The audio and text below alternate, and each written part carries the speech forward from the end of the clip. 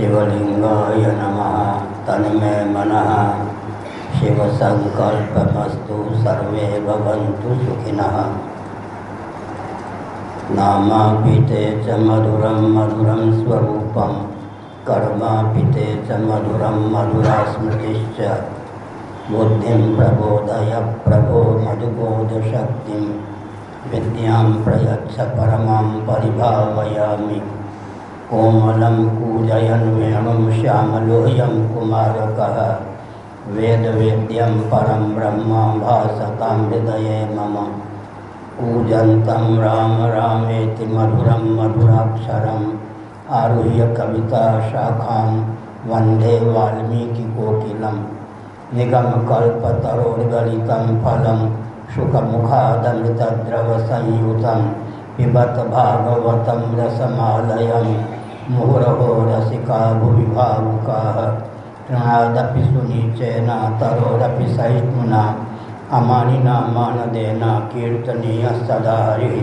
नारायणाखिलगुरो भगवन्नमस्ते।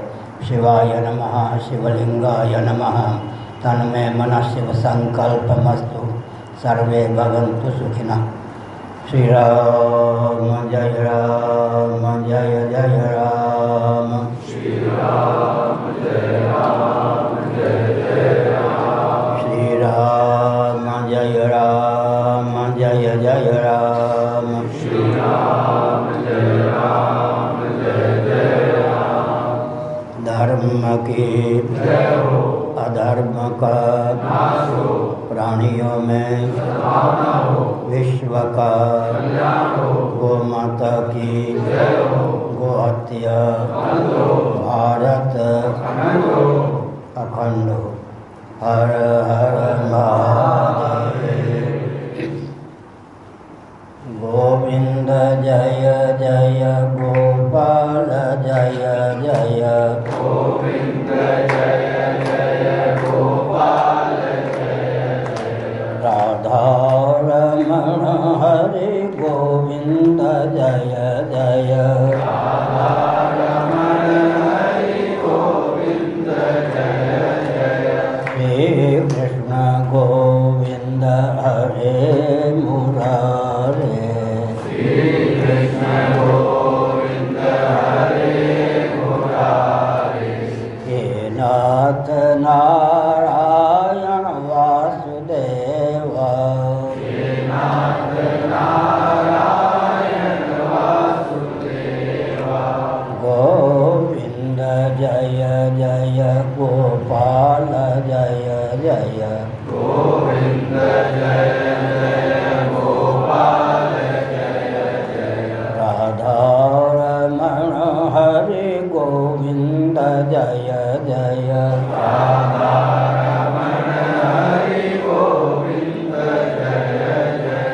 गोविंद जय जय गोपाल जय जय। गोविंद जय जय गोपाल जय जय। राधा रमण हरे गोविंद जय जय। राधा रमण हरि गोविंद जय जय। गोविंद जय जय गोपाल जय जय। गोविंद जय जय गोपाल जय जय। राधा रमण हरे गोविंद जय जय। राधा रमण हरि गोविंद जय जय।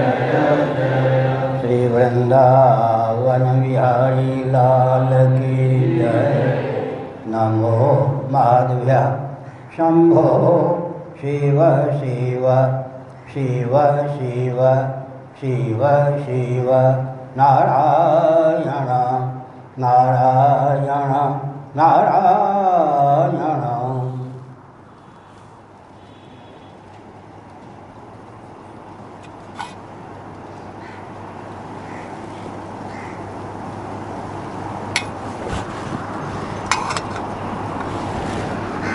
समुपस्थित समादरणीय संत वृंद, विद्वद वृंद, भक्त वृंद एवं भक्तिमती मातृशक्ति, भगवत कृपा से सन 1972 से हम यहाँ निवास करते हैं। एक बार दिल्ली से वे सज्जन जन्मभूमि में पधारे जिनका शरीर नेपाल का था।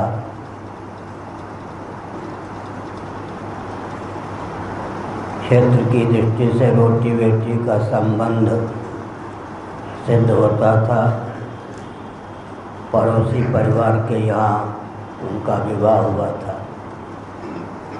वे हारमोनियम लेकर एक गीत गाने लगे। मैं उस समय संभवतः 5 वर्षों का था। एक बार, बस एक बार, वृंदावन के कुंज गलिन में वंशी मधुर बजा दो श्याम। बस वह पंक्ति मेरे हृदय में प्रविष्ट हो गई और विक्षिप्त पागल के समान इसी पंक्ति को मैं दोहराता और मन से उसी समय से वृंदावन में निवास करने लगा। उस भजन ने मेरे जीवन में अद्भुत प्रभाव प्रकट किया। श्री वृंदावन धाम में ही मैं हृदय से रहता हूँ। बाहर कहीं भी जाऊँ, हृदय से मेरा निवास वृंदावन धाम में ही होता है।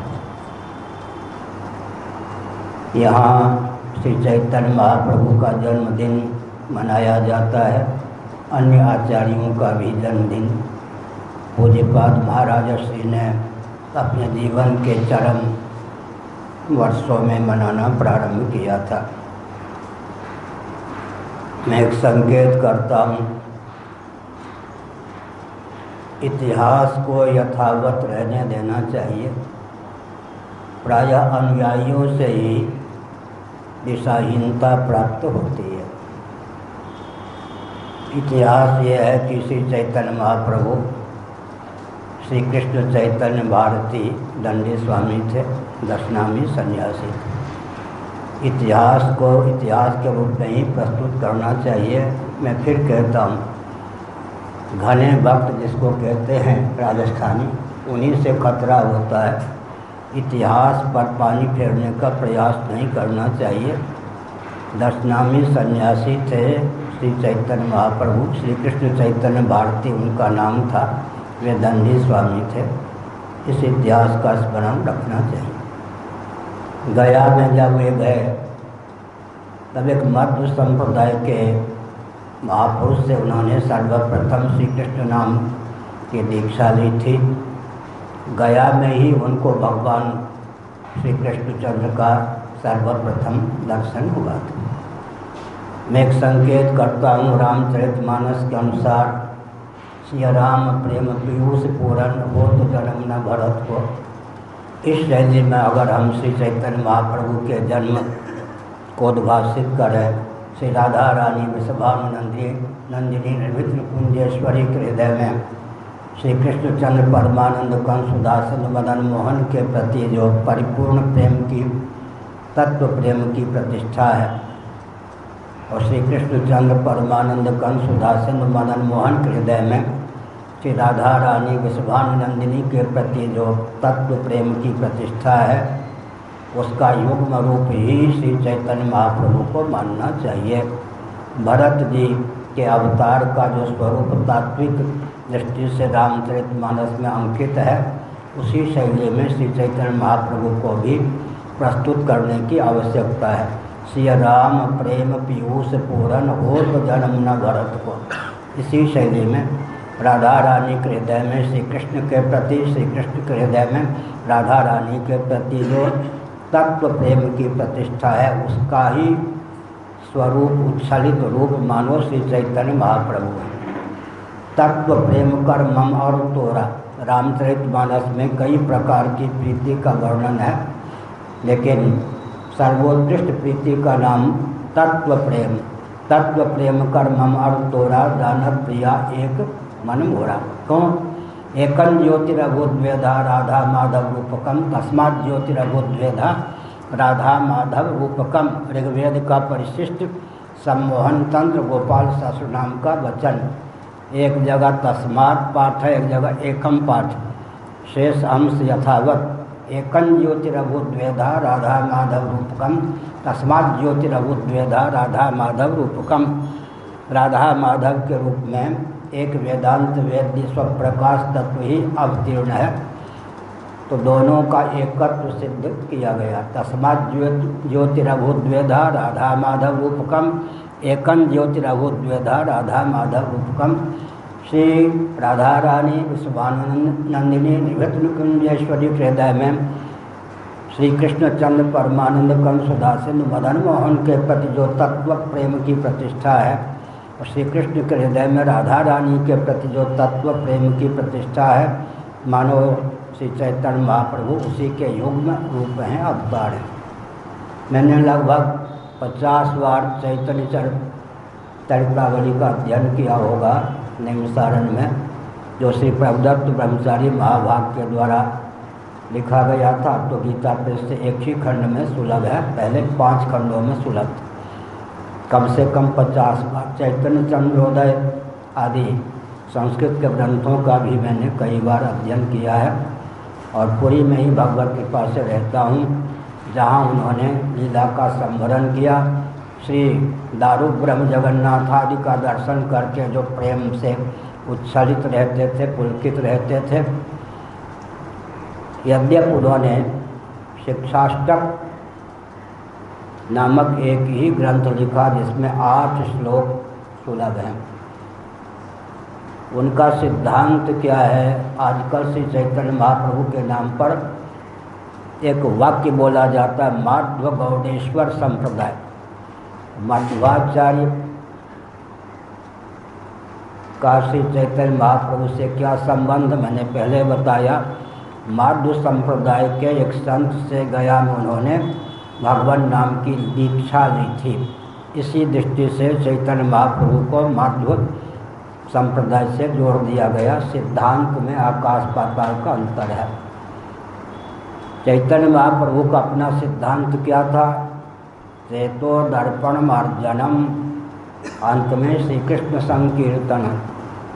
बहुत बढ़िया है, विचारक महानुभाव यहाँ विद्यमान है। पिछले वर्ष भी मैंने इस तथ्य को उद्भाषित किया था।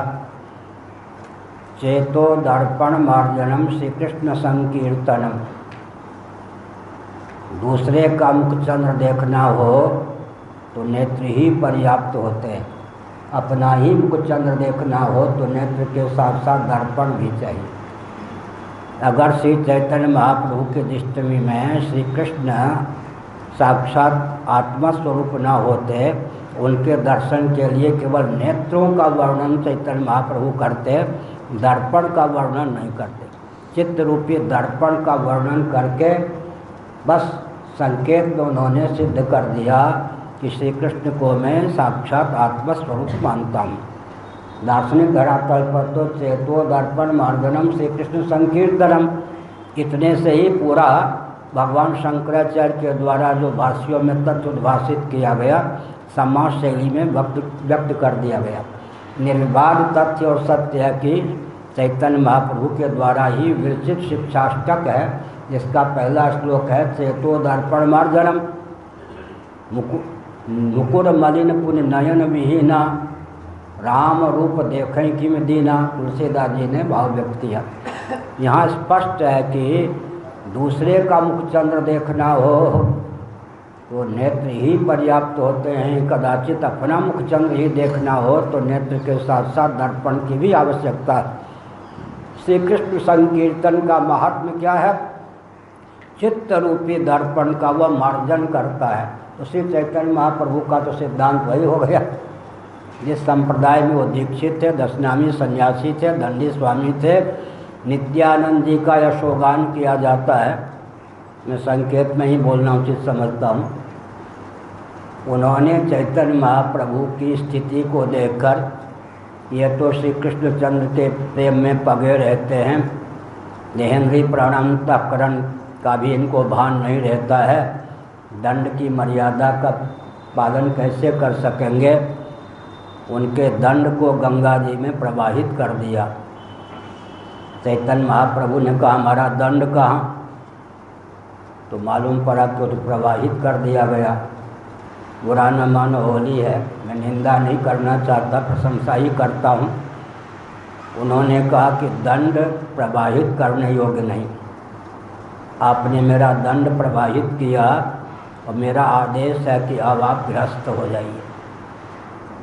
इसको आज्ञा समझिए, कुछ और समझिए, लेकिन इतिहास तो इतिहास है। इतनी वेदना चैतन्य महाप्रभु को हुई कि देह के सुदबुध नहीं, इसके नाम पर आपने दंड क्यों हमारा प्रवाहित किया। अब आप मेरे साथ निवृत्ति परायण, मैं इतने संकेत करूँगा, निवृत्ति परायण होकर रहने योग्य नहीं रह गए, आप गृहस्थाश्रम स्वीकार कीजिए। समझ गए ना। तो दंड के प्रवाहित होने का कितना उनको कष्ट था, इस प्रतिक्रिया के बोध से ही सिद्ध है। श्री चैतन्य महाप्रभु के बारे में एक जीवन तथ्य और भी छिपाया जाता है। भगवान भी लीला पुरुषोत्तम होकर लीला करते हैं, कहीं पढ़ने तो गए। तो चैतन्य महाप्रभु ने मिथिलांचल में अध्ययन किया था। वस्तु स्थिति है, मिथिलांचल में उन्होंने, क्योंकि उस समय नव्य न्याय केवल मिथिलांचल की देन थी। आज भी अगर गंगेश झा, गंगेश उपाध्याय का नाम न लेंगे, प्राचीन न्याय नव्य न्याय तो मिथिलांचल की देन थी। मिथिला वाले किसी को ग्रंथ नहीं देते थे, तो बंगाल के व्यक्ति आकर मिथिलांचल में नव्य न्याय का अध्ययन करते थे। और ऐसे ऐसे एक दो चतुर व्यक्ति निकले मेधावी, उन्होंने नव्य न्याय की गंगेश उपाध्याय, गंगेश झा, झा का मूल रूप है ओझा, ओझा का मूल रूप है उपाध्याय, उपाध्याय का अपभ्रंश होता है झा। गंगेश उपाध्याय जी ने बगलामुखी की कृपा से नव्य न्याय को प्राप्त किया था। बंगाल के मनीषी मिथिलांचल में जाकर नव्य न्याय अध्ययन करते थे, पुस्तक उनको नहीं दी जाती थी। ऐसे ऐसे मेधावी बंगाल के व्यक्ति निकले, पूरी पुस्तक याद कर ली और अंत में जाकर बंगाल में लिपिबद्ध किया। इस प्रकार से मिथिलांचल के बाहर भी नव्य न्याय की गति हो गई। श्रृंगेरी वाले ये सब कहते हैं नव्य न्याय, तो मुस्कुराते हैं। नव्य न्याय की जन्मभूमि जहाँ है वो मिथिलांचल है। इसलिए चैतन्य महाप्रभु जब विरह की दशा में होते थे, जयदेव विरचित जो गीत गोविंदम, या तो उसके पदों को सुनते थे या विद्यापति विरचित जो पद्य हैं मैथिली में, उनको सुना करते थे। यह भी एक इतिहास। विरह वेदना की दशा में श्री चैतन्य महाप्रभु जब सुनते थे, तो या तो गीत गोविंदम को सुनते थे, संस्कृत में है गीत गोविंद, दशावतार आदि का यशोगान और राधा जी का अद्भुत स्वरूप का चित्रण है, श्री कृष्ण का अद्भुत स्वरूप का चित्रण है, दोनों के अपार अगाध प्रेम का चित्रण है। या विद्यापति की पदावली सुना करते थे। विद्यापति जी के पदों को सुनकर, मिथिला में रहने के कारण मैथिली का भी उनको ज्ञान था, संस्कृत के तो दिग्गज विद्वान थे ही। श्री चैतन्य महाप्रभु दारू विग्रह से जगन्नाथ जी का अपलक नेत्रों से दर्शन करते रहते थे। प्रेमाश्रु एक व्यक्ति के जीवन में इतना बने, आधुनिक वैज्ञानिकों के लिए समझ पाना भी कठिन है। इतना प्रेमाश्रु आप्लावित हुआ कि पाषाण जहाँ खड़े होकर के अपलक नेत्रों से दारू ब्रह्म से जगन्नाथादि का दर्शन करते थे, उनके अश्रु के आघात से एक गड्ढा सा बन गया था। अविरल धारा नेत्रों से प्रेमाश्रु की बहती रहती थी। बाहर से अगर कोई देखे तो श्री जगन्नाथ जी का जो दारू विग्रह है आकर्षक तो नहीं है बाहर से, लेकिन सही चैतन्य महाप्रभु को क्या दृष्टि प्राप्त थी, उस विग्रह में उनको इतना आनंद आता था, उपासना की प्रगल्भता के प्रभाव से बिल्कुल भाव विभोर होकर रुदन करते रहते थे। प्रेमावतार के रूप में लोगों ने उनको अंकित किया। अद्वैताचार्य आदि से उन्होंने विधिवत शास्त्रों का अध्ययन किया था, व्याकरण इत्यादि के वे मनीषी थे, विचारक थे। तो हमने अब तक कहा कि दशनामी सन्यासी थे, दंडी स्वामी थे। प्रेम की प्रगल्भता की दशा में उन्होंने श्री कृष्ण भगवान का यशोगान किया। प्रबोधानंद सरस्वती जी जो काशी में रहते थे, दिग्गज विद्वान सब दर्शन के, उनके बारे में भी कुछ इतिहास को विकृत किया गया है। चैतन्य महाप्रभु की विरह दशा को देखकर श्री कृष्णचंद्र के प्रति उनके अपार आस्था को देखकर भक्ति की दृष्टि से उनके प्रति समर्पित हुए, प्रभावित हुए। इसका अर्थ यह नहीं कि अद्वैत सिद्धांत का प्रबोधानंद जी ने त्याग कर दिया हो। यहाँ भी इतिहास को विकृत किया गया है।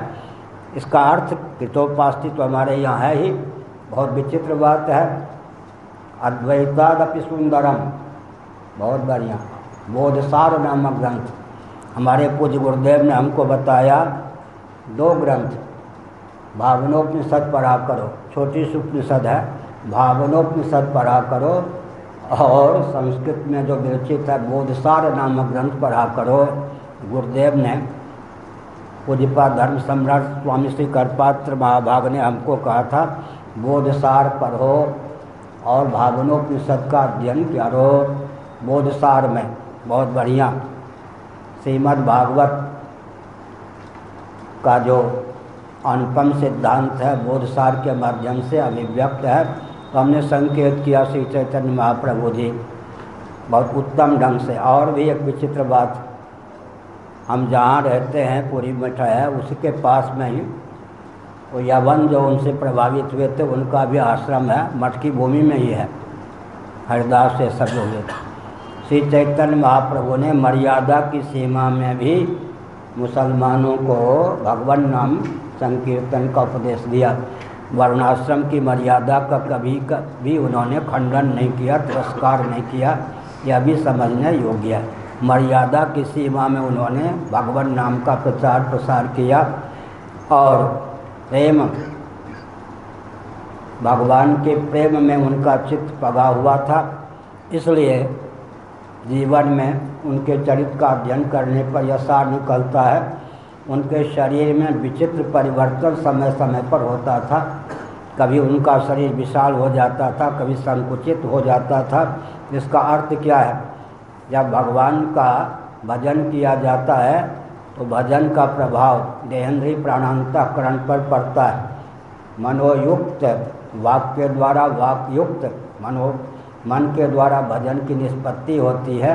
देहेंद्रीय प्राणांतःकरण पर भी भजन का प्रभाव पड़ता है। तो उनके शरीर में लघुता का, गुरुता आदि का समय समय पर संचार होता था। वो भजन की परिपक्वता का द्योतक था। तो हमने संकेत किया, अलमस्त होकर, उन्मत्त होकर भगवान नाम का संकीर्तन करते थे। विद्वान होने पर भी उन्होंने संकीर्तन भगवान नाम को अपनाया, क्योंकि भगवान का जो नाम है उसमें भी एक विचित्र तथ्य है। आनंद रामायण में एक भाव व्यक्त किया गया है जिसका अनुगमन श्री चैतन्य महाप्रभु ने पूर्ण रूप से किया। कलि संकरणोपनिषद में हरे राम इस प्रकार पाठ, आनंद रामायण में कहा गया, इस दिव्य मंत्र का आनपूर्वी बदल दें तो सभी अधिकृत हो सकते हैं।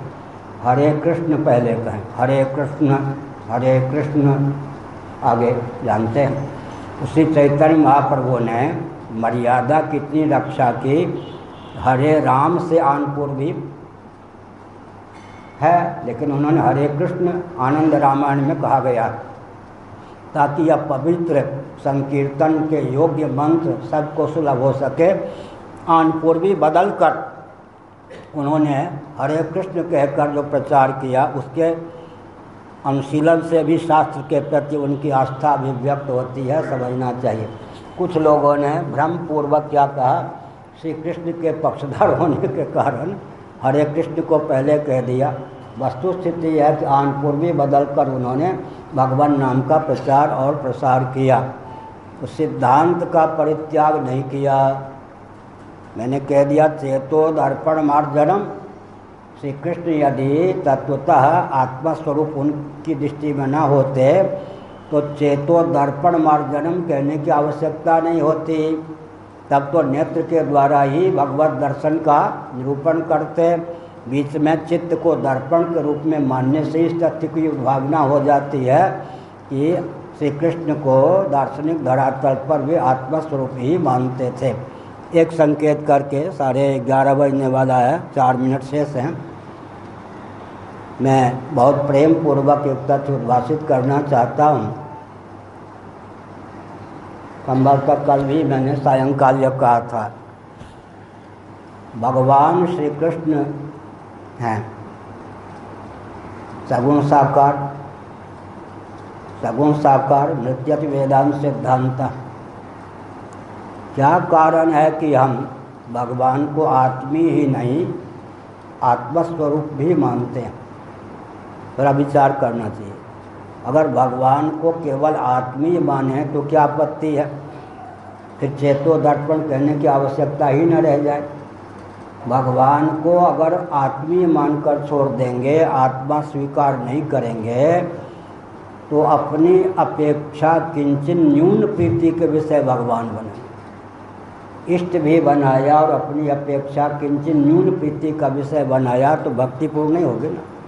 नवा हरे सर्वस्य कामाय सर्वं प्रियं भवति, आत्मनस्तु कामाय सर्वं प्रियं भवति। अद्वैत सिद्धांत को श्री चैतन्य महाप्रभु ने क्यों स्वीकार किया? चित्त को दर्पण कहकर नेत्र के साथ साथ दर्पण की आवश्यकता की उद्भावना क्यों की? इसके पीछे भी दार्शनिक तथ्य है। अगर कोई महानुभाव, बुरा न मानो होली है, भगवान को केवल आत्मीय मानकर छोड़ देंगे, भगवान को आत्मस्वरूप भी नहीं मानेंगे, तो अपने इष्ट में ही अपनी अपेक्षा न्यून प्रीति होगी। इष्ट में अपनी अपेक्षा न्यून प्रीति त्रुटि है या नहीं? बहुत बड़ी त्रुटि है। इष्ट में अपनी अपेक्षा किंचित न्यून त्रुटि, न्यून प्रीति, अपने इष्ट को अपनी अपेक्षा किंचित न्यून प्रीति का विषय बनाना संभव नहीं। इसीलिए हमने संकेत किया, जब तक हम अपने इष्ट को आत्मीय मानते हुए आत्मस्वरूप स्वीकार नहीं करेंगे, तब तक हमारे इष्ट भी हमारे लिए पर प्रेमास्पद सिद्ध नहीं हो सकेंगे। इस दृष्टि से विचार करने की आवश्यकता है। हमारे इष्ट हमसे न्यून प्रीति के विषय न हो, अतएव उनको आत्मी ही नहीं आत्मस्वरूप भी मानना चाहिए। तभी प्रीति की प्रगल्भता पराकाष्ठा हो सकती है। दूसरी बात है कि अयोगास्पद, संयोगास्पद, वियोगास्पद जो होता है उसमें अनात्मत्व की प्रसक्ति हो जाती है। अयोग के गर्भ से जो संयोग टपकता है, वियोग रूप गर्भ में जाकर वो संयोग समा जाता है।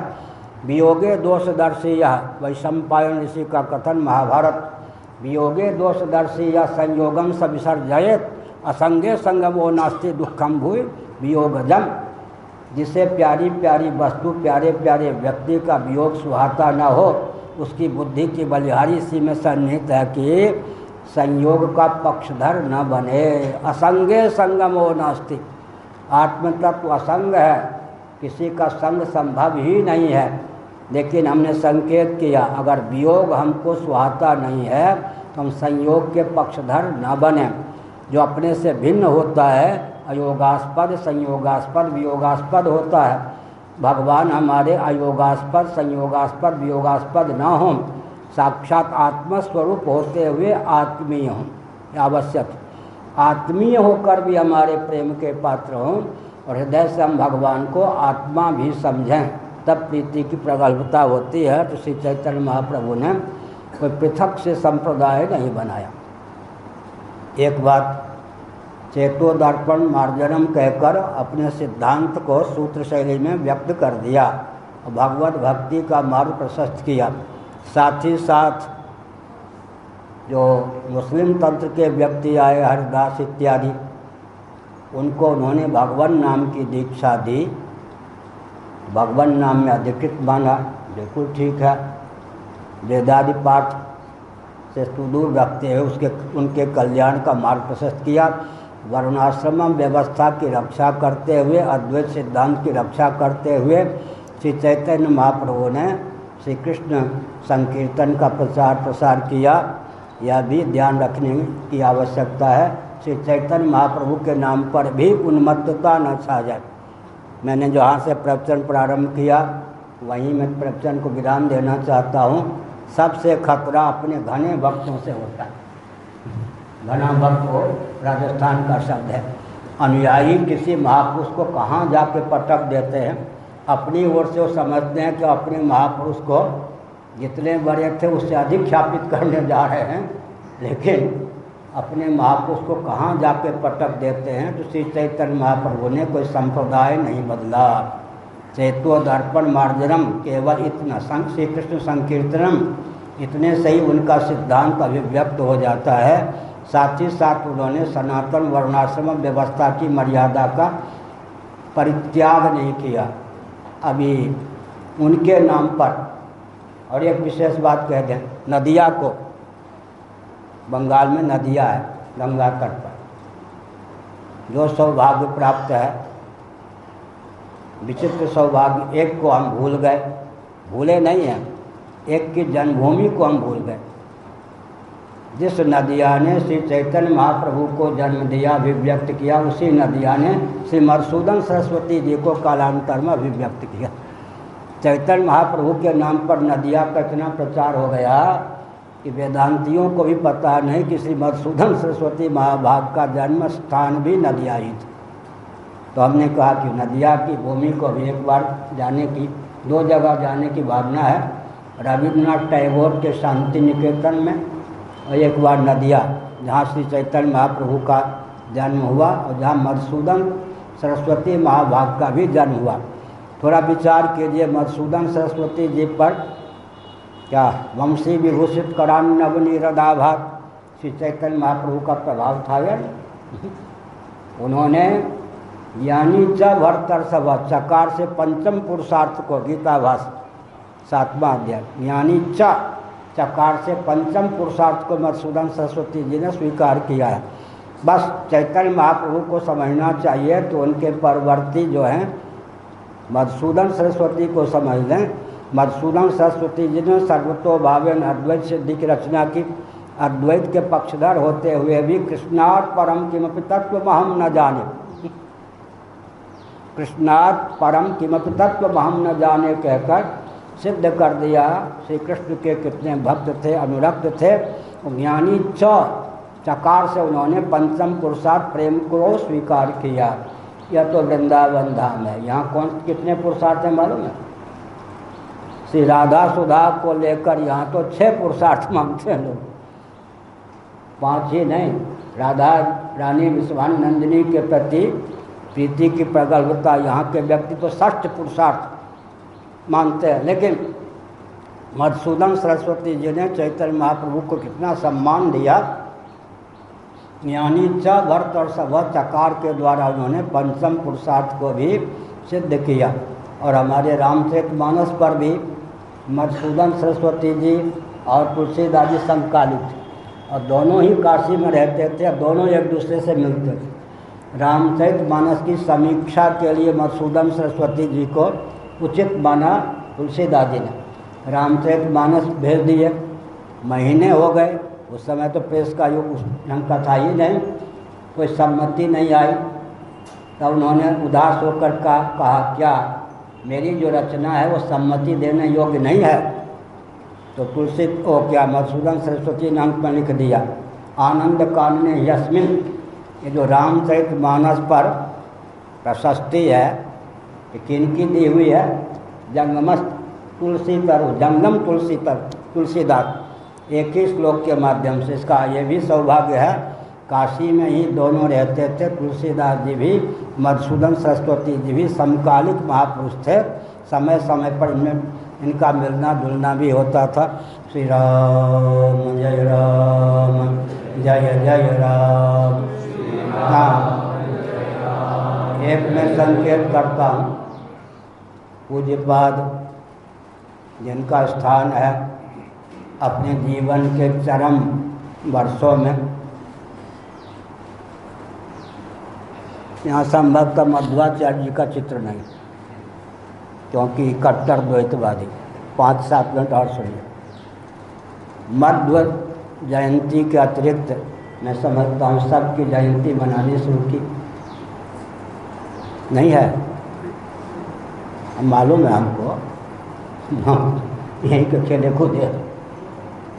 और हमको क्या सुयोग था, विविध उस संप्रदाय के संत आकर बोलते थे, विद्वान, कोई मथुरा से, कोई वृंदावन से। पूज्यपाद अपने से पहले हमसे बुलवाते थे, तो सभी आचार्यों की जयंती में मुझे बोलना ही होता था। पूज्यपाद के इस उपक्रम से मुझको सब संप्रदाय का ज्ञान हो गया और हमने अध्ययन भी किया उस ढंग से। यह एक उदारता का परिचय दिया गया कि वैष्णवाचार्य वेदों के सिद्धांत को मानने वाले किसी अंश में किन्हीं ने अद्वैत को स्वीकार किया, उनको भी सत्य सहिष्णुता की क्रमिक अभिव्यक्ति की भावना से महाराजा श्री ने अपनाया, उनका जन्मदिन मनाना शुरू किया। ये बहुत उदात्त सिद्धांत है। अभी एक संत हमसे पहले जो बोल रहे थे उन्होंने कहा बहुत उदात्त सिद्धांत है, लेकिन मैं संकेत करना चाहता हूँ इस मठ के जो पदाधिकारी आदि हैं, एक बार मैंने तांडव नृत्य देखा है यहाँ जन्मदिन पर, दैवोग से मैं आ गया था। इस मठ के जो पदाधिकारी आदि हैं वो सावधान रहें कि जयंती तो मनाते रहे। एक व्यक्ति आया, नाम नहीं लूँगा और संकेत कर दूँ, बुरा न माने, होली है, वो होते हैं कौन, एक आते हैं सब बोलते हैं सब विषयों पर, भट्ट जी शंकराचार्य का खंडन करके या भग गए। तो यहाँ के व्यक्ति को योग्य भी होना चाहिए। अगर उनको भगवत पाद शंकराचार्य महाभाग के सिद्धांत का ठीक से ज्ञान नहीं है तो भविष्य में उदारता बहुत महंगी पड़ेगी। हम यहाँ बैठे थे, जब आए तो भग गए भट्ट जी, समझते थे खबर देंगे। मान लीजिए हम यहाँ ना होते तो फिर क्या होता, शंकराचार्य के सिद्धांत की दिद्दी उड़ा कर कहीं चले जाते। उदात्त सिद्धांत तो होना चाहिए। उदारता का परिचय देने के साथ साथ आप लोगों को परिश्रम भी करना चाहिए, नहीं तो भविष्य में ये स्थान कहाँ जाएगा उदारता के नाम पर कह नहीं सकते। हमने संकेत किया, बहुत बड़ी चुनौती भी है क्या, उदारता के साथ साथ बहुत बड़ी चुनौती भी है। तो मैं बुरा न मानो, होली है, सभी सयाने एक मत, विदुषाम किम अशोभनम। कबीर बाबा ने कहा सभी सयाने एक मत। भगवान श्री कृष्ण ने एकादश स्कंद भागवत में विदुषाम किम अशोभनम। मध्वाचार्य जी भी कट्टर अद्वैतवादी थे। अब लोग कहेंगे क्या कह रहे शंकराचार्य के पद पर बैठकर। देखिए, क्षेत्र क्षेत्रज्ञयोरेव मंत्रम ज्ञान चक्षुषा भूत प्रकृति मोक्षम च ये विद्रियांति ते परम। भगवद गीता के 13वें अध्याय का अंतिम श्लोक। कट्टर द्वैतवादी मध्वाचार्य जी ने वही अर्थ कर दिया जो शंकराचार्य ने। हो गया ना। इसका अर्थ उस घाटी पर मध्व संप्रदाय की बात है। मध्वाचार्य ने स्वयं जो गीता पर भाष्य लिखा, ये सब आचार्य बहुत उत्कृष्ट थे। जो शास्त्र में मर्यादा होती है ना, मर्यादा क्या, अप्राप्त का प्रतिषेध नहीं होता, ये मर्यादा। इस मर्यादा का अनुपालन करना ही पड़ेगा। कुछ ऐसी मर्यादा शास्त्र की होती है। यहाँ पर मध्वाचार्य जी ने, कौन सा श्लोक है, भगवद गीता के 13वें अध्याय का अंतिम श्लोक। क्षेत्र क्षेत्रज्ञयोरेव मंथनम ज्ञान चक्षुषा भूत प्रकृति मोक्षम च ये विदुरियांति ते परम।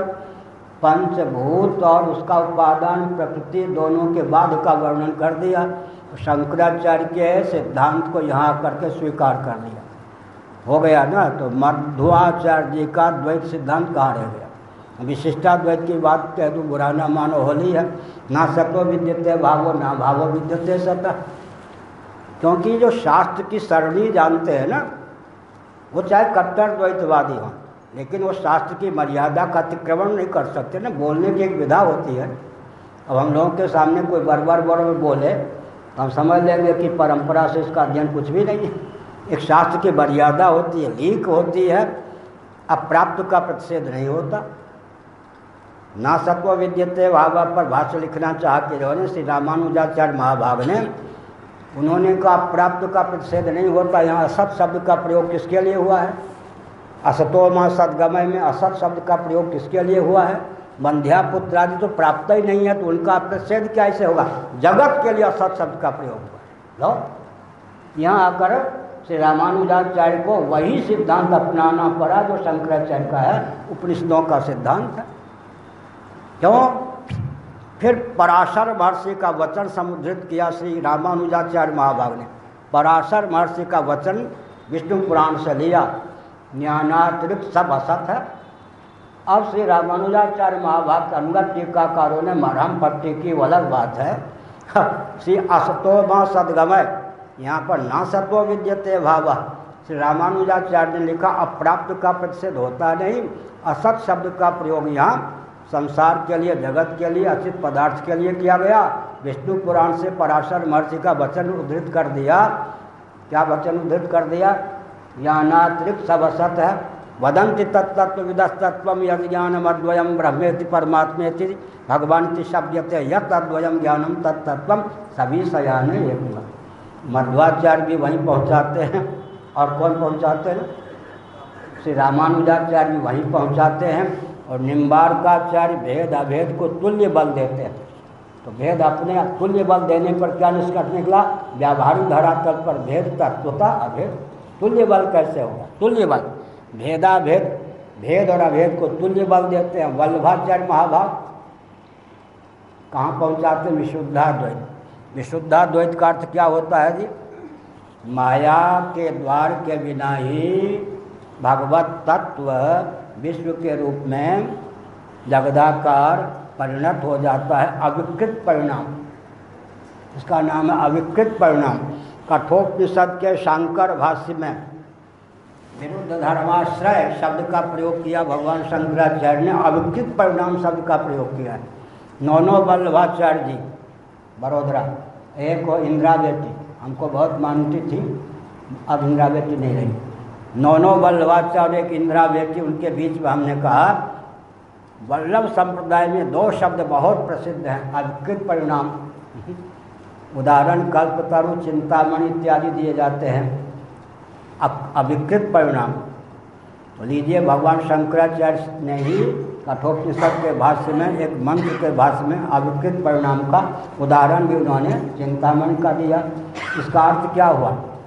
अब जो विशुद्धाद्वैत कहते हैं, विशुद्धाद्वैत, तो प्रश्न उठता है विशुद्धाद्वैत कहने पर भी किसके द्वार से वेदांत वेद ब्रह्म जगत के रूप में उद्भासित होगा, जीव के रूप में उद्भासित होगा, उसका नाम क्या है?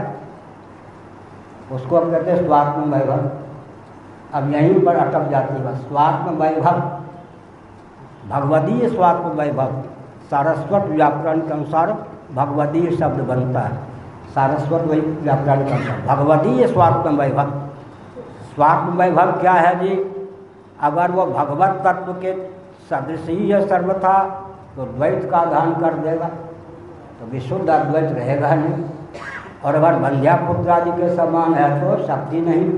अंत में स्वात्म वैभव कहकर जिसका वर्णन किया जाता है, भगवत तत्व के समान भी कुटस्थ सत्य नहीं और बंध्या पुत्र के समान असत्य नहीं, तो बीच का सिद्ध हो गया ही नहीं। कितने चिड़िया उड़े आकाश सारा है धरती के पास। इसलिए बहुत बढ़िया प्रस्थान वेदा नामक ग्रंथ का अध्ययन कीजिए, मधुसूदन सरस्वती जी महाभाग ने, इन आचार्यों की नहीं। वेदादि शास्त्रों को प्रमाण मानने वाले जो 6 प्रकार के दार्शनिक हैं, उनकी समीक्षा करते हुए प्रस्थान वेदा नामक ग्रंथ लिखा है। उसमें उन्होंने कहा ये सब के सब आचार्य सर्वज्ञ थे। घुमा फिराकर जब मध्वाचार्य भी उसी सिद्धांत को स्वीकार कर लेते हैं जिसकी उद्भावना भगवान शंकराचार्य महाभाग ने की। बहुत विचित्र बात। हमारे पूज्यपाद स्वामी जी महाराज क्या कहते थे? हमारे स्वामी जी महाराज क्या करते थे? क्या कहते थे? किसी वैष्णवाचार्य प्राचीन उपनिषदों पर भाष्य नहीं दी, प्रस्थानत्रयी उपनिषदों पर किसी पुराने वैष्णवाचार्यों ने भाष्य नहीं लिखा। एक विचित्र बात है। और अन्य दर्शनों को लेकर कहते थे जिन जिन दर्शनों ने न्याय, वैशेषिक, सांख्य, योग, ये सब पूर्व मीमांसा औपनिषद सिद्धांत को पूर्व पक्ष के रूप में रखा, वो पूर्व पक्ष ही तो शंकराचार्य महाभाग ने उत्तर पक्ष के रूप में उद्भाषित किया। इसका मतलब भगवान शंकराचार्य के पहले भी जो जितने दार्शनिक हुए हैं उन्होंने अपनी सीमा में औपनिषद सिद्धांत को पूर्व पक्ष में जो रखा है अद्वैत को, वो अद्वैत पूर्व पक्ष के रूप में जिस प्रकार प्रस्तुत हुआ है उसी को तो शंकराचार्य ने सिद्धांत के रूप में उद्भाषित किया है। इन सब तथ्यों का भी ज्ञान होना चाहिए। तो मैंने जो एक संकेत किया, क्या कह रहे थे श्रवणानंद जी, प्रेम पूर्वक डांट कहाँ रहा हूँ, देखिए डांट नहीं रहा, मैं तो बहुत सावधान रहता हूँ। जो दशा उड़िया वाक्य आश्रम की हुई वो इसकी ना हो जाए। आप लोगों ने प्रमाद का परिचय दिया, आज कहाँ गया वो आश्रम? अब आपका आश्रम तो बिल्कुल डमाडोल है, कभी भी आपके हाथ से जा ही सकता है। आप लोगों ने उदारता का परिचय दिया या क्या परिचय दिया भविष्य बताइएगा। एक एक आश्रम पर आतंकवादी साधु वेश में घूमकर कब्जा करते रहेंगे, आप उनको दंडवत कीजिए।